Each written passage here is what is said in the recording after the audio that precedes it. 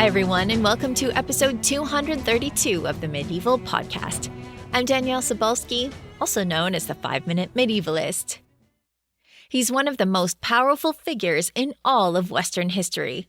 Some would say the supreme ruler on Earth, towering over kings and emperors because of his influence not only over life and death, but over the immortal souls of billions of people over thousands of years. I'm speaking, of course, about the Pope. Okay, so the Pope is really a role, not a single individual, but it's true that his powers have been held by individuals one by one, and even two by two, over millennia. Just how did the Pope become such a spiritual and temporal juggernaut?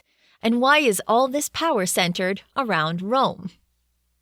This week, I spoke with Dr. Jessica Wärnberg about the papacy and its long Roman history. Jessica is an award-winning scholar, writer, tutor, and mentor for young historians, and the author of Between Popes, Inquisitors, and Princes, How the First Jesuits Negotiated Religious Crisis in Early Modern Italy, as well as many other articles for the public on church history. Her new book is City of Echoes, A New History of Rome, its popes, and its people. Our conversation on the history of the papacy, how it affected the city of Rome, what happens when the Pope moves out, and what happens when the holiest of men isn't quite so holy, is coming up right after this. Well, thank you, Jessica, for joining me to talk about the Pope and Rome and all of those things associated with it. Thanks so much for coming on the podcast. I'm so happy to be here. It's a pleasure to meet you. All right. So I think people just automatically think that the Pope is eternal and Rome is eternal. But how did this get started? How did the Pope get associated with Rome in the first place? The beginnings of this story are a world away from the end and everything we think of when we think of the Pope. Really, the story starts with St. Peter, who, historians now broadly agree was in Rome in the middle of the 1st century, and who had been chosen, according to the Gospels, by Jesus to be the head of his church on earth. So Peter goes to a Rome where Christians are unknown, they're invisible. They're living in quarters like Trastevere, maybe up near the end of the Appian Way. They're maybe identified as part of the Jewish community or just immigrants, lots of Eastern immigrants, and they're meeting in house churches. When St. Paul, who also went to Rome, probably before Peter, writes to them, he names them. Like, there aren't so many of them. He knows them, and they're Aquila and Priscilla, who are tent makers, he knows from Pontus. They're really lowly people. Now, the sort of grand legend that's grown up around Peter, or the grand story, is one of martyrdom. It's one that's told by Christian sources as one of martyrdom. And that's how Christians interpret his death in Rome. When Peter was killed in Rome, executed for being a public nuisance of some kind, breaking some rules, perhaps about not sacrificing to the gods, perhaps being caught up in a conspiracy about Christians starting the fire under Nero. He's executed as a nuisance, as a criminal. Christians saw in this that he was the founder of Christ's church on earth. He was the head of that church, and then he's dying in Rome. So the ground is almost being baptized with his blood. Now, every other person in Rome doesn't see it at all, or they don't know who Peter is. But it's this very gory, humble, probably largely unnoticed moment that transforms the fate of Rome forever, even if not immediately.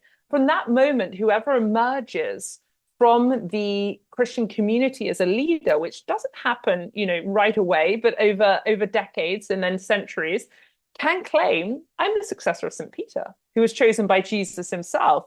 And that's how we get our popes.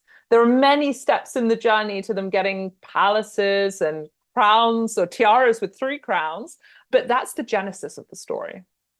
Yes, as you say, it's kind of unexpected. It's one of those moments where everyday Romans would not have even noticed. And now, thousands of years later, you can't even think about Rome without thinking about the Pope. He's everywhere. Yeah, it's exactly. Pretty incredible.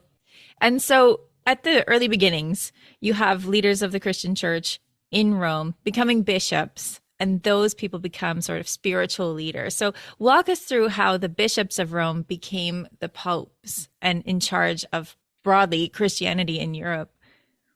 Yeah, and further, and even beyond, even to places in the East and in the Middle East, locations that were much closer to where Christ himself had walked. They do this really by becoming more and more authoritative in the way that they assert themselves.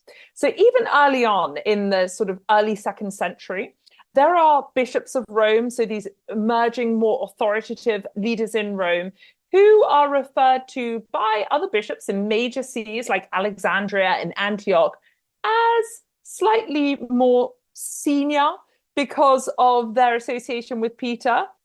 And slowly they start asserting that more and more until we get to late antiquity, sort of the 3rd, 4th century, when they are boldly asserting it against other bishops who say, wait a second, we're also an ancient see. Actually, St. Mark was the first person in my see, and I've got a pretty gilded lineage as well. And there are major moments of clash when this really gets to be defined. So one of them is a church synod, which are not words that often fill people with a sense or that they're going to hear something exciting. But this was called the Gangster Synod, which maybe has a little bit more promise. And the Gangster Synod, the envoys of the Bishop of Rome were shut up by the Bishop of another see, of Alexandria. And they were shut up violently in a brawl by monks and other people who this bishop had waiting outside. And the outrage that this caused, the silencing of the Bishop of Rome, led that bishop, emerging as a pope, to get the legitimization of the emperor, saying, what this man has done is essentially bark at St. Peter. You barked at the see at St. Peter. You've told St. Peter off. The Bishop of Rome is primus inter pares, first amongst equals, which really means first. And so there are popes who are capitalizing on this lineage or just using it, they would say, legitimately to assert their true position, the true position of Rome. And that imperial sponsorship is really key to the other aspect of how the popes emerge as the popes. Because when Constantine in the early 4th century converts to Christianity, sort of, so at least sponsors the Christian church, still worshipping other gods and sponsoring those gods as well, but really puts his money and his political authority behind the Christian church. He gives the popes that material wealth that allows them to start having revenue, living in a palace instead of some anonymous house, having the first major basilica in the West, the Lateran there, just on the outskirts of the center of Rome, building other major basilicas like St. Peter's.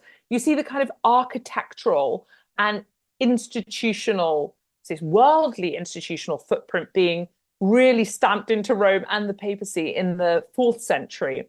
And really the popes then build on that. And I say that the final major moment, there are so many major moments in how the popes developed to where they are today, is probably the decline of the Western Roman Empire, with the last of the Western Roman emperors, Romulus Augustus, being taken down by a barbarian invader in 476.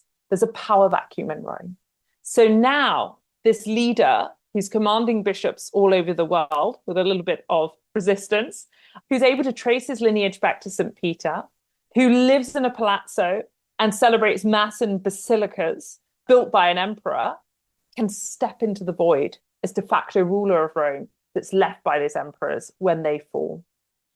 Yeah, it's an amazing story. And again, unexpected. But then as the Roman Empire starts to move further away, move to Byzantium, Constantinople, then you have, as you say, that power vacuum in Rome. And then you have the popes being the people who are actually trying to keep Rome the way it used to be, when you have all sorts of barbarian invaders. I use the word barbarian in quotation marks, of course, but you have all sorts of invaders at the gates. So tell us some of these stories about popes facing down invaders, because some of these are pretty intense.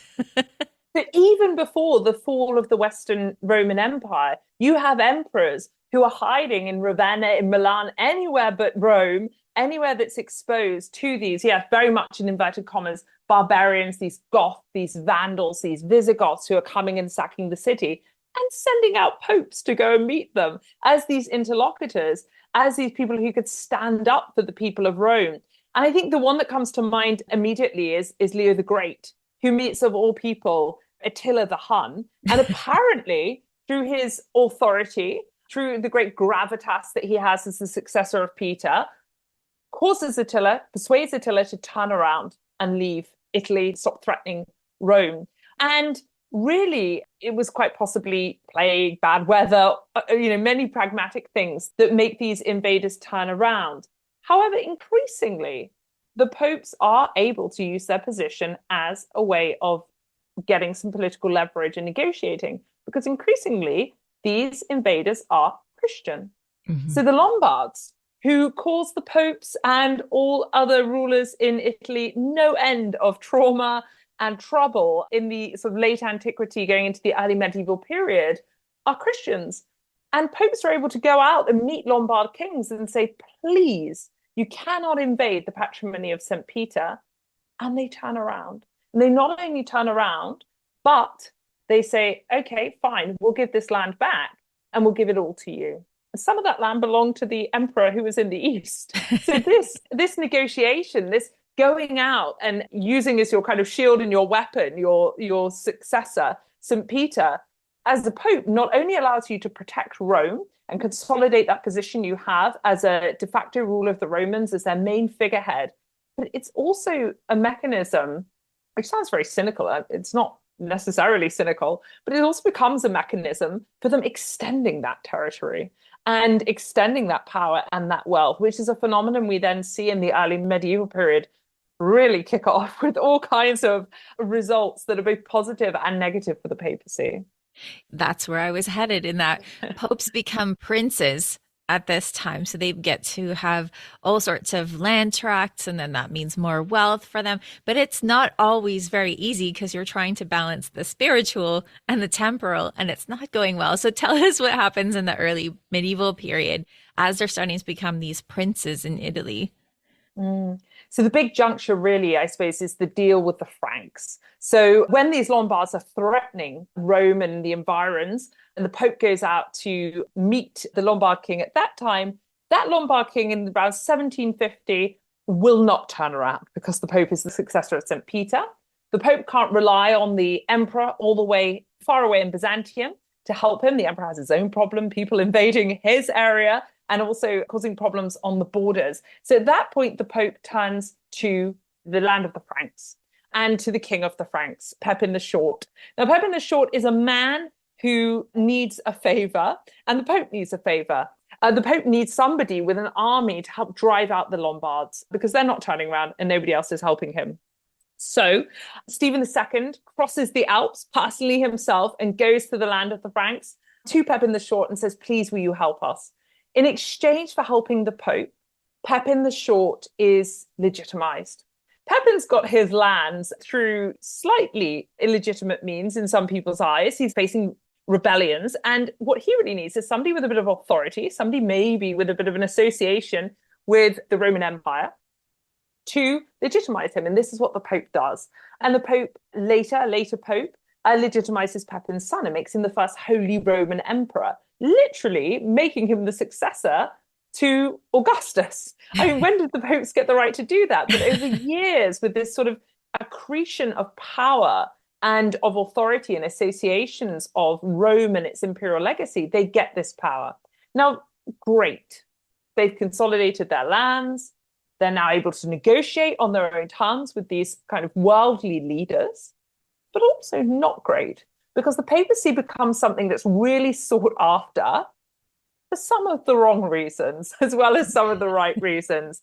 This starts early. So in the 4th century, you do have popes engaging, like Damasus I, in all-out street war, right, to get the papacy, to get the palazzo and the authority. And because they just think, I'm the one that should be pope.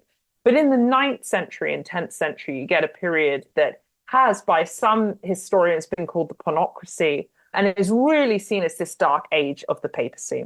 Now, some of those sources, like the Chronicles of Lutraband of Cremona, were written and exaggerated a little. He talks about figures like Marozia and her mother Theodora, who are these Roman noblewomen who get so caught up in papal politicking and trying to get their family, their favored candidate on the papal throne, that they're having affairs with popes, seducing them, having babies that then become popes, whose fathers were popes. And Ludovic of Cremona, he's not a neutral figure. He is also somebody who's seeking the patronage of these people's enemies. However, he is drawing on real things that happened. He is drawing on an atmosphere in which the papacy is so vied after that fights are breaking out in churches. One pope, when the people of Rome conspire against him and try to elect another candidate, John the 13th, strips the city prefect naked, ties him to a donkey with wineskins around his sides. I never really understand that aspect of the story. Puts a bell around the donkey's neck. I understand that. Everybody's going to look. And sends this donkey through the city to humiliate the prefect. This is really unedifying stuff and certainly doesn't ally with a picture of a morally upstanding, pious leader. But as we see it maybe over the later period, being morally upstanding doesn't always make you a very good pope. And so, yeah, this is a very extreme period. But actually, I think some of the best popes who pop up in my book are ones that have balanced that sort of political side with some moral rectitude. But yeah, certainly in that early medieval period, it's very skewed towards seeking power and a lot of corruption and some really strange stories. Yeah, wild stories. I'm thinking of the one where they actually dig up a pope and put him on trial for not being the right pope, right? Formosus, yeah. Well, he was accused of politicking himself. And even when he was dead, 7 months after he was dead, he was not safe from papal politicking. His successor dug him up and put him on trial in order to legitimize his own position and the position of his political allies. And he had a full trial at the Lateran Palace. He had somebody defending him, a deacon. Unsurprisingly, he lost. And he had his blessing fingers chopped off. He was stripped of his vestments. He was chucked in the Tiber. But actually, that story, I'm really glad you brought it up because it's indicative of how fickle this environment is. Because the people of Rome are outraged at this because he has a mixed reputation. And they drag his body from the Tiber. And in the end, he is completely restored to dignity and given a proper burial at St. Peter's. So, you know, you rise and you fall, and it doesn't even end at death. And it's true. I think that's an important part of the book, connecting Rome and the popes, in that the Romans are not always on side with the popes. Sometimes they're storming the palace. Sometimes they're protesting. Sometimes they're leaving really facetious notes on statues. The Roman people are not always on side with the pope. But it seems like a good time to talk about the fact that at one point, the papacy left Rome entirely. So tell us what happened when the popes left Rome for quite some time. Yeah. So actually, the people really come into that because it's the people demanding a Roman pope and a pope in Rome, or at least an Italian pope in Rome, that really drive the pull to get the pope back in Rome. The popes leave essentially because of politicking. It gets them in trouble again. And during this period between 1309 and the 1370s, the popes left Rome for Avignon. The reason why this happened, the reason why the papacy that's so tied to Rome, that his entire raison d'etre is that Peter died in Rome, ended up in France for 60 plus years, is because of a clash between a pope and a French king. I'm beginning to see a pattern here, actually. Things go a little bit wrong when the popes have too much to do with the French. And I'm joking, of course, but it's never occurred to me before. So a pope, Boniface IX, is really asserting his power. He's saying, like many popes before him, he is even more important than the emperor. He's the sun. This is not his quote, but this is a quote of another pope. You know, compared to the merely reflective moon of the Holy Roman Emperor, he's the source of all these things. Now, there's a French king, Philip IV, Philip the Fair, a much more flattering name than Pepin the Short, who doesn't like this at all. And he says, no, I should be in charge of electing bishops and giving out other positions and of the church in France. And he really is asserting himself over the Pope. And the Pope says, if you want to do that, I'm going to excommunicate you. Philip is so audacious that he sends agents to Italy to tell the Pope to retract this threat, or he will push him from the papal throne somehow. Now, this doesn't happen, but his agents rough up the Pope so badly that he dies, which causes a crisis. There's no Pope on the throne. There's always a crisis when there's no Pope. There's a sense that anything could happen. And what happens is that the successor of Boniface is elected in France. He's in France trying to sort out all of these accusations against Boniface by Philip and smooth things over. And he never leaves. And his successor doesn't leave. And slowly it becomes a lot easier to just keep things in France where they're building up this infrastructure, this administration, than to go back to Rome where people call you to account. The Romans get angry when things aren't going well. And where actually in the Pope's absence, families have started warring over land and there's all kinds of conflict because there's this huge power vacuum in Rome. And it becomes soon impossible for the popes to go back to Rome in many of their eyes because it's too dangerous, too difficult. They don't have the forces. And so for 60 years, the papacy establishes itself in Avignon.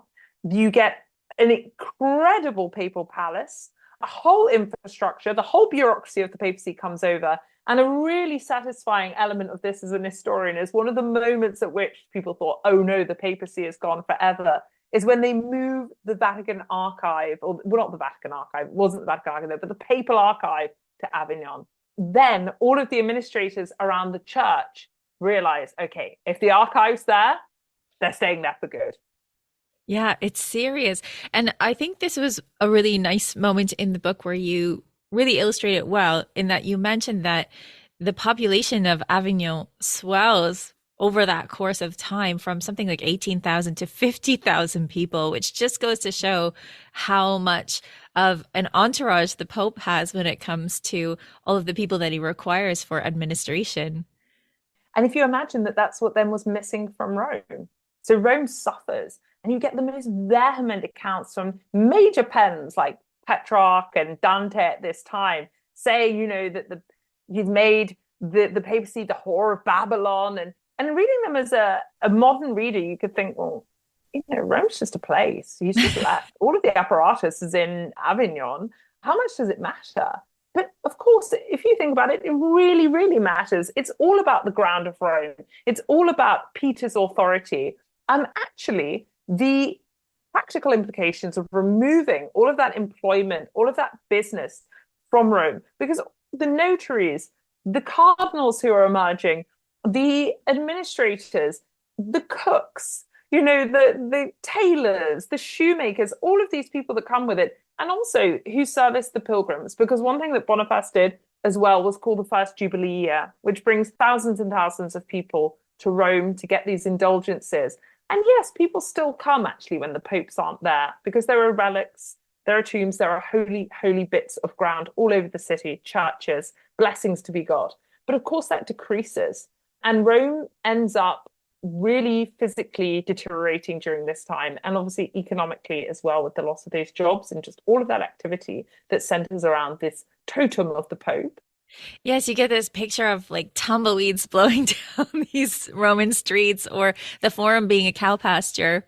It's a completely different city. Yeah, exactly. And actually, there are accounts of the time, which I included in the book, of visitors coming and saying, like, the roads are overgrown and there are all these sort of creatures wandering around in the center of Rome. And actually, some of the only roads that remained clear are the arteries between basilicas, because people are still coming. It's astounding, actually, the draw that Rome has even without the popes. Bridget of Vena, who's Bridget of Sweden, who was subsequently made a saint, she came to Rome during the Avignon papacy because she wanted to get the group of women that she was head of, who were doing all these charitable works, recognized as a religious order. She knew the popes were in Avignon. She was appalled by the fact, very angry about it, and wrote to the popes, and it was quite influential in calling for them to come back. And yet she went to Rome. Rome, the place is where the authority lies. And the popes even have a wing in their palace in Avignon called Rome. So they're not denying it either. It's one of those things where it's like an embassy. We've called this Rome, therefore it is Rome. And we are Absolutely. Still there. Yeah, I mean, there's the other phrase, which is, where the Pope is, there Rome is. But they tested that one with 60 years in Avignon, and eventually they had to come back.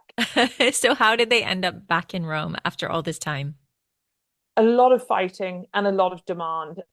There were leaders that rose up in their absence. So Colle di Renzo, who's an incredible figure, the son of a hostel owner, an innkeeper, who was incredibly intelligent, largely self-taught, very eloquent, who rose up as this sort of charismatic leader who was ruling sort of alongside the popes, even though the popes were in Avignon. He ended up becoming bloated, tyrannical, just as bad as all the people he was criticizing, and was stabbed at the foot of the Capitoline by a mob of people. And there was this growing dissatisfaction with anything that was growing up in the place of the papacy, and this sense of outrage that they should be there. Still, despite this demand, the popes have to fight their way back and employ help from outside to fight these families, essentially, who have taken over territories, and other states of Italy are also encroaching on papal land. But eventually, in the late 14th century, in sort of 370s, 380s, they are able to establish themselves in Rome firmly. But there are a few false starts and a few popes actually who come and then go. And St. Bridget's got some wonderful quotes in her letters where she says to one pope, if you leave, all of your teeth are going to fall out and the Virgin Mary is going to strike you down. And he left to go back to Avignon and he died. So there were some false starts along the way and many, many casualties, but eventually they managed to reestablish themselves in Rome. So they've reestablished themselves in Rome, and this seems like a moment where you can have a sigh of relief, but not for long, because right after this, you have the Great Western Schism. So tell us what happens there. Yeah. So another confusing period where the popes aren't where they should be, because during this period, you have a pope back in Avignon, you have one in Rome, you have one in Pisa, you have them popping up everywhere. And the problem is that nobody can decide really who they want to be pope. After the end of the Avignonian papacy, you get the election of Urban VI. Everyone thinks he's going to be great. The Italian cardinals like him, the French cardinals like him. He's a compromise candidate. The problem with compromise candidates is they're frequently underestimated. And I think people often assume that compromise candidates don't actually have a personality. They just see the political benefits of electing them. And Urban had a personality. He was very fiery. He was quite austere. And the cardinals didn't like that. So after he was elected, some leave. They don't want to be around him. They don't want to be told what to do by him. And they start talking. They hole up in a castle outside of Rome with one of the Pope's enemies. And they say, actually, there was a lot of pressure during that papal conclave. The Romans were shouting outside, demanding an Italian, demanding a Roman. Wasn't really thinking clearly. You sure that election was legitimate? I mean, I'm paraphrasing, but this was the sentiment. And in the end, these cardinals who don't like Urban conveniently decide that actually there was too much pressure and he's not actually the Pope. And they elect Pope in his place. And this period goes on of disputed papacies until 1417, more or less, when a council, not even the cardinals, have to unanimously elect a pope who can then return to Rome in the early 15th century, Martin V. And, this is a really messy period, because even when the Holy Roman Emperor gets involved, even when people are having these discussions about we need unanimity, there can only be one successor for Peter, there are people with their allies who are unwilling to let go of that prize, that position of being Bishop of Rome. And there's a pope, a Spanish pope, who's holed up in a castle, Benedict, and he says, I am Pope. And even the Holy Roman Emperor says, you're really not. Like, you've got to step down. Everybody else has stepped down. We're electing somebody else. And to his dying day, he and a very small handful of his kind of political allies declared that he was indeed the Pope. So individual sort of hubris, I suppose, along with politicking, is still affecting the church in the 15th century and quite possibly beyond. It seems so hard to believe when you think of the Pope as being like this serene figure on his throne, when it's like so bloodthirsty in the back all the time. It's true. And it also shows us, I think one of the moments that really showed me that, wow, people are really interested in the papacy, and it's not always clear why, in our own day, was when Benedict XVI resigned. At that moment, people thought, wait, what? Everybody's watching TV, certainly in Britain, and watching and thinking, you can't, what they're going to be, but he's going to still be alive and there's going to be another Pope. this to us seems completely unheard of because we've had such a smooth line of succession for so long. For the people of the 15th century and the 14th century, certainly earlier than that, this would not have been anything to worry about too much. They'd seen so much worse. They'd be thinking, who can we put on next? Who's our Quite. cousin or brother that we can put on next? Exactly. Now, as historians, this seems like a good time to talk about the 15th century is really when that archive starts to get built up. So can you tell us a little bit about what became the Vatican Archive and how that started to get built up? Yeah, I mean, as you've already pointed out, the papacy is this huge administration. When you get the lands and the revenues, you start needing accounts and documents. And as we've already covered, by the time of the Avignon papacy, there's this vast bureaucracy around the popes. And they're storing documents, but also important correspondence. They're keeping important letters. So a lot of the way that we know about, for example, even in the late antiquity, early medieval period, some of the donations to the popes, like from Pepin and Charlemagne, is because the popes kept a lot of those letters because you would. So all of this development of the papacy gives birth to this paper, this proliferation of paper. And that, I suppose, would be the nucleus of the Vatican Archive. Now, the popes don't actually move to the Vatican permanently until the 19th century. Interestingly, it's in the 15th century that they moved to a palace in the Vatican more frequently. But before that, they were always on the Quirinal, on the Quirinale Hill, more in town, more in Rome. So this archive isn't necessarily associated with the Vatican until much, much later. But what the Vatican Archive today is what's grown from that nucleus. Because from the 15th century onwards into the 16th century, as the papacy really beds into Rome as a worldly and religious institution, it then develops further institutions. You get congregations growing in the late 16th century, groups of cardinals to run problems to do with people denying things about the faith, but also practical things like the economy of the papacy, what the Pope's allowed to spend, what's coming in, other things to do with the sewage and the draining of the land areas around Rome. The Pope has to deal with all of these things. And there are different people in the Roman government, the governor, that sort of thing, but also in the kind of papal government, the cardinals and the congregations who are working every day and producing huge amounts of documentation. You also get correspondence growing up around religious orders. So religious orders will make appeals to the papacy to be allowed certain privileges. We want to be able to absolve heretics or people who have committed this particular sin that normal priests aren't able to absolve. Or we want to be able to not say the divine office so that we can go out and preach instead. If you want to do that, you have to write to the Pope.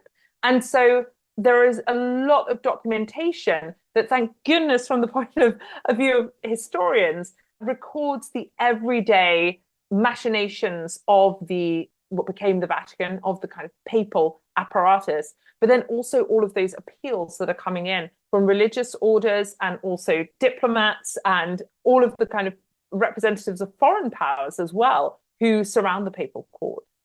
Yeah, I'm so glad you brought that up because a lot of the Pope's job becomes intervening in political problems when it comes to things that might cross over into sin. So when people want to dissolve a marriage or they want to conduct a marriage or something like that, they all have to, I almost said email. They always have to appeal to the Pope. So he's got all of these lawyers who are working on all of these papers, and it becomes a massive amount of paperwork, which is so valuable to us, as you say. Yeah, absolutely. And it's one of these perhaps negative, perhaps positive consequences of what happened with Pepin and Charlemagne, that the Pope becomes this legitimizing power. Obviously, it grows over centuries, but you get a time, the sort of period of the Renaissance, the 15th, 16th century, when writers are saying, everybody's going to Rome for a decision. It's called the theatre of the world because you have all these diplomats rushing in. Why should Henry VIII really need the Pope to tell him that he can dissolve his marriage to Catherine of Aragon? But of course he does. He wants that authority. He wants that blessing if he can get it. When he doesn't get it, then he takes matters into his own hands, but it matters to him. And what's really fascinating, actually, is how that authority supersedes even the worldly authority of the popes in terms of their material authority. There's a moment in papal history in the early 16th century, in 1527, when Rome is sacked.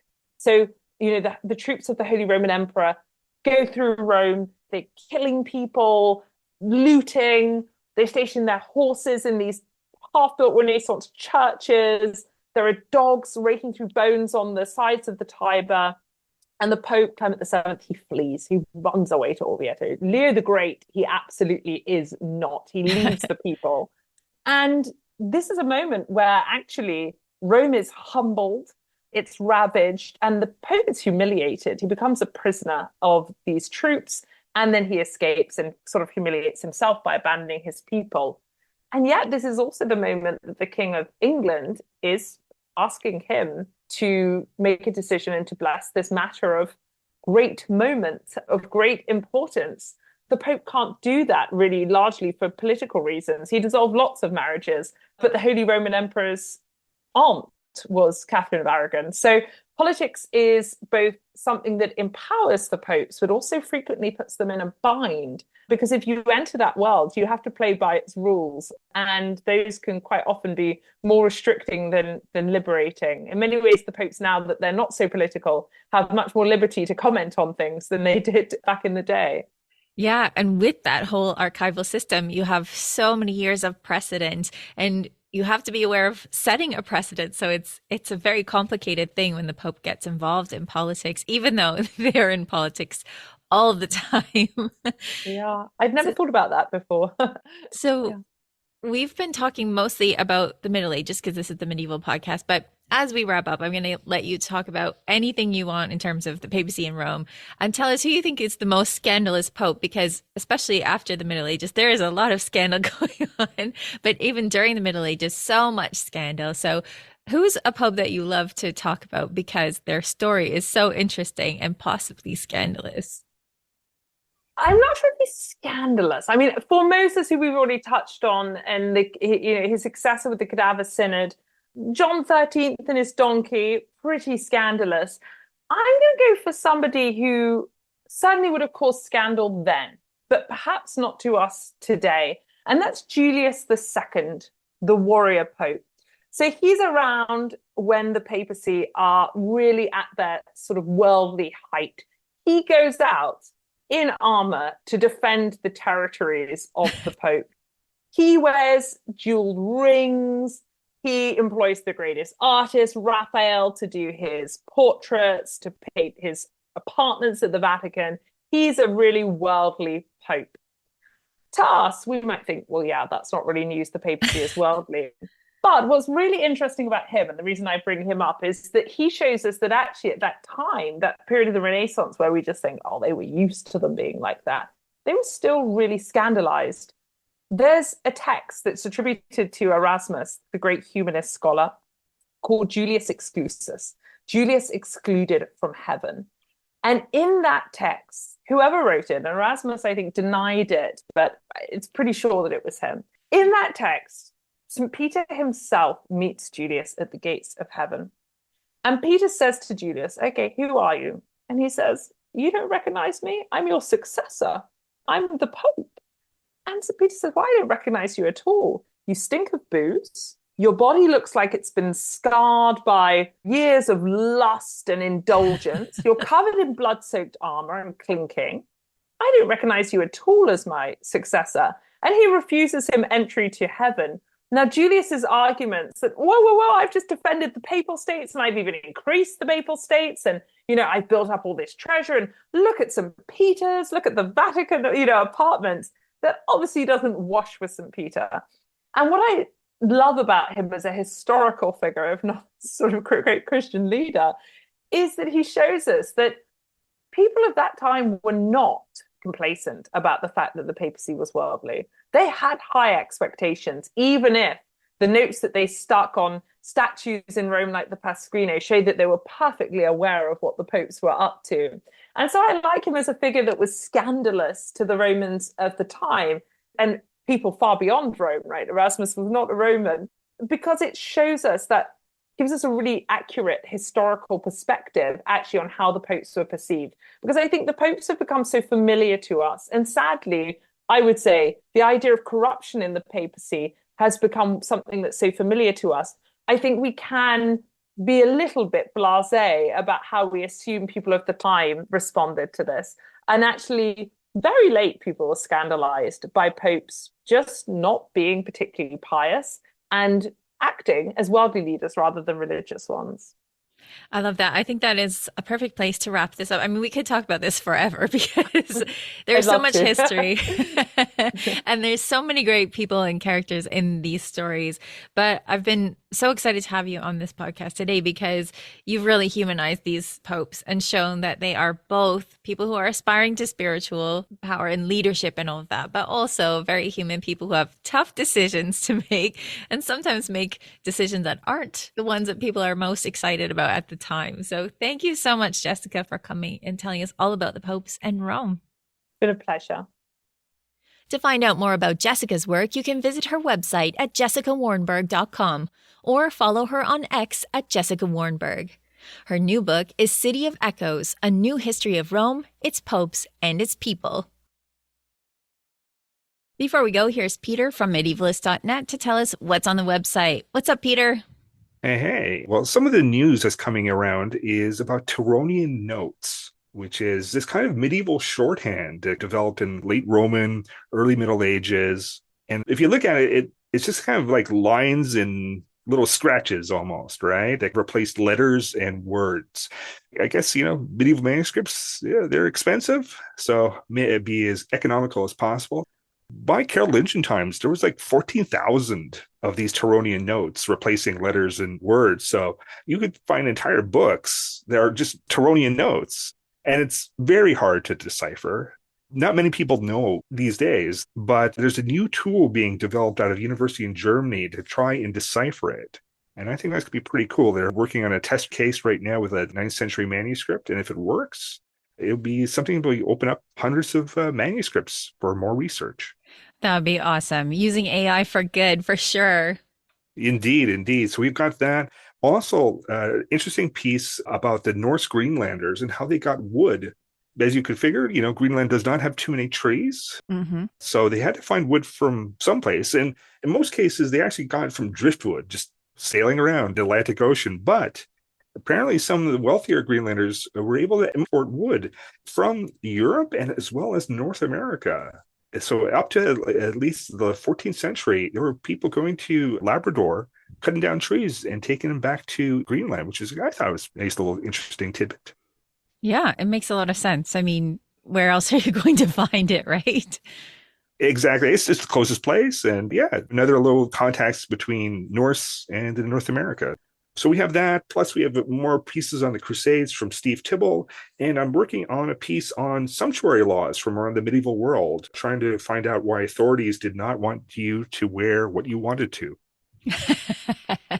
Lots of reasons, but I can't wait to read those because some of the sumptuary laws are just incredible. They're amazing. Indeed. I'm looking at one like the high platform shoes. Couldn't have them around in Venice. That's right. Sorry, Lady Gaga. It's just not going to happen. Yeah, indeed. Well, thank you, Peter, for stopping by and telling us what's on the website. Thanks. Thank you to everyone who supports my work and that of other indie historians through medievalist.net's Patreon page. Patrons have access to all sorts of awesome stuff like subscriptions to Medieval World magazine, a book club, digital downloads, and ad-free versions of medievalist.net and this podcast. And now you can even get a digital bundle of my survival guides and my first book, The 5-Minute Medievalist, right on Patreon. To get in on all the action and support your favorite medievalists, please visit patreon.com/medievalists. For everything from popes to soap, follow medievalist.net on Facebook or X at medievalists. You can find me, Danièle Cybulskie, across social media at 5MIN Medievalist or 5-Minute Medievalist. And you can find my books at all your favorite bookstores, where you can get hold of Chivalry and Courtesy, Medieval Manners for a Modern World, now out in hardcover, ebook, and audiobook. Our music is Beyond the Warriors by Guy Frog. Thanks for listening, and have yourself a wonderful day.